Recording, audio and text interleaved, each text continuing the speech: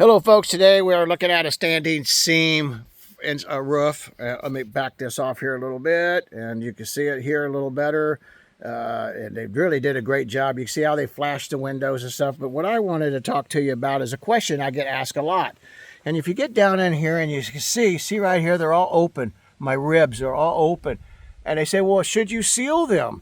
You know, well, no, for one, it's aluminum, but what we're wanting to do is let any moisture that gets up inside of there be able to drip out. So it's actually a glorified drip edge. Okay, so they say, what about like bees and things like that getting in it? That's a problem. Well, yeah, it kind of is a problem. So you got to watch for it, it kind of, make sure they stay open.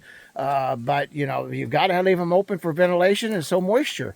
And I just want to share with you a little bit here and how we flashed this and see how they did this. They literally took the same material, the same roofing material, and when they bent it, they literally came back in and made their own self-flashing right here. And then when I put my roof on it, or my siding, I'm sorry, it'll come back down and overlap this. But look at that, it's continuous. I mean, we're not talking, it's not gonna leak. Isn't that awesome? Look how high, this is every bit, 4 inches up like that. So look at that, all the way up. Great job, great job. Anyway, I thought you folks would want to see how a standing seam roof should be flashed around skylights. I'm gonna go up here and look a little bit about that. You see here, let's see if we could catch a little bit. See how they did that? I'm going to zoom in a little more and see how they've done that top right above the top here. And you can see it right up here. Whoop, I got my finger in the way.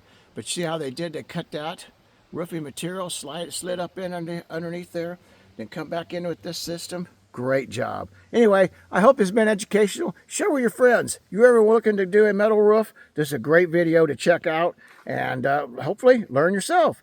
Thanks, folks. Appreciate you. God bless.